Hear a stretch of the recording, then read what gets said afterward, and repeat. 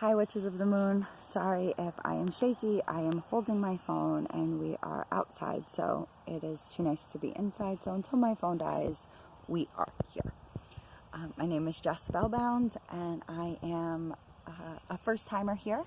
So Wednesdays is my day, and sorry, my daughter was kicking bugs.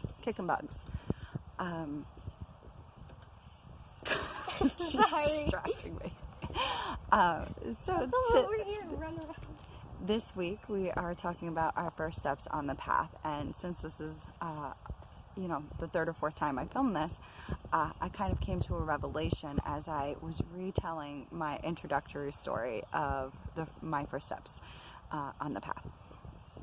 I've realized that I have had multiple first steps on this path because my practice is changing. My practice has evolved into, an eclectic, beautiful mess of practice. So I have multiple stories and different ways that I do things now than I did when I first started. So my initial toe in the water story is I was 12 years old. I was ditched at the mall by my friends, and I happened to go into a metaphysics shop because, they just always have the most beautiful things in the window. So who doesn't want to go into one of those? So I went in, and the owner of the store treated me like an adult, and, hi, how are you? What are you looking for? She was probably pretty entertained by the fact that a 12-year-old just happened to walk into her store. Because I know if now as an adult, I would have been pretty impressed if I had a child walk in.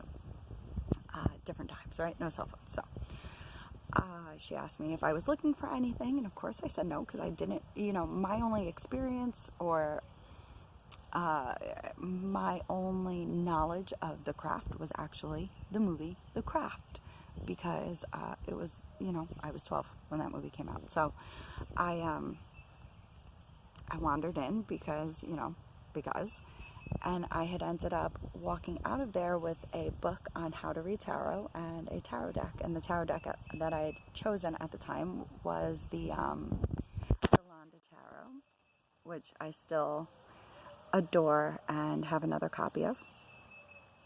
And that was really the first steps, because the book that I had talked about creating sacred space to read divination and how to do it safely and not open yourself up to spiritual predators, if you will.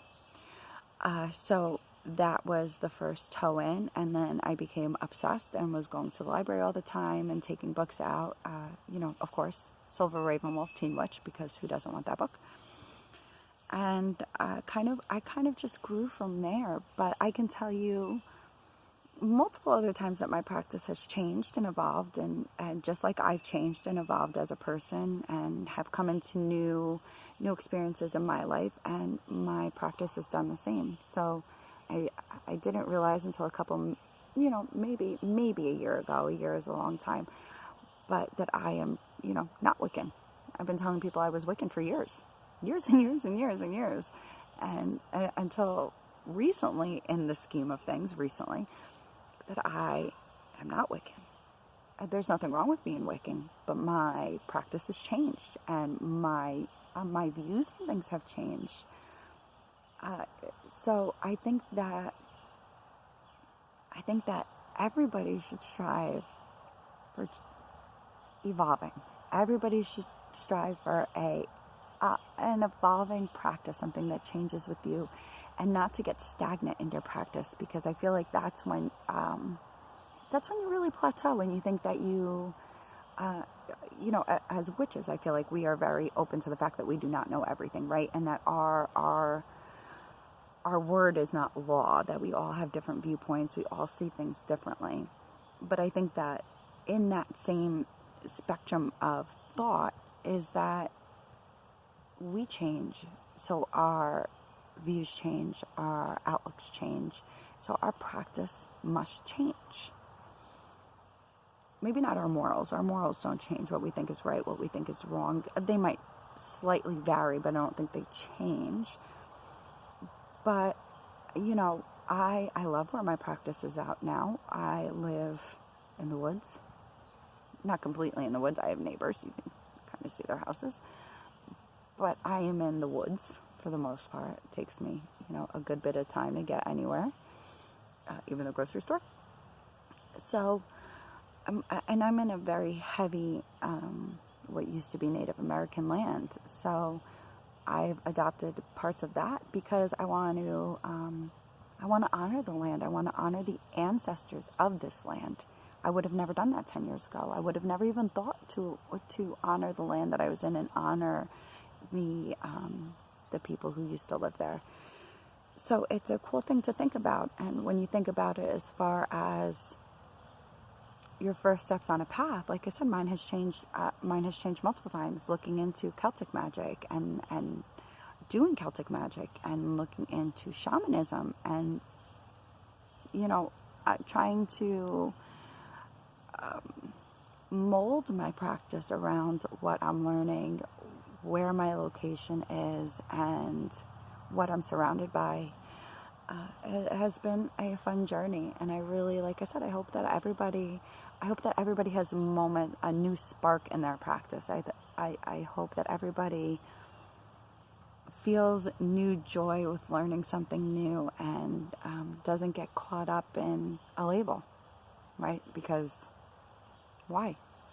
Enjoy what you're doing. Enjoy your practice. Enjoy it if it's changing. Enjoy it if it's staying the same. I mean, I hope my practice stays like this.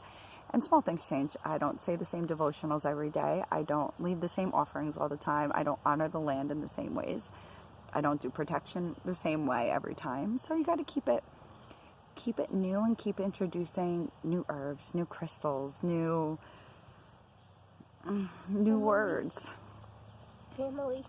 A new family. I'm introducing, my older daughter a little bit more now than I ever did, because she's 12. So now I figure, okay, 12's when I came into it. So time to step up the mom witch game, I guess. So this is another new path, of teaching a second generation for me. So it's exciting, and I hope that all of you feel the excitement and keep the love in your practice. And I will see you again next week for week 2 of Witches of the Moon. All right, everybody. Blessed be.